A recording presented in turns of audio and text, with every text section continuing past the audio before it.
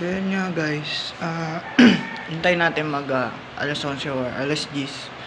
Kasi pagka nuutusan niya ako magtagtad ng bawang, sibuyas, yun. Sa ngayon kasi hindi pa namin alam kung anong uulamin namin. Pero nantay-antay tayo.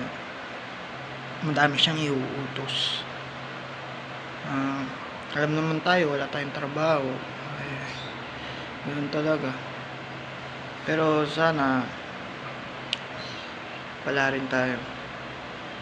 Sa ngayon, tulong-tulong muna tayo sa jowa natin kasi siya yung gumagastos dito sa bahay. Tapos ako, diba? Mahirap talaga. Kaya kailangan nating tumulong kahit sa maliit na bagay lang.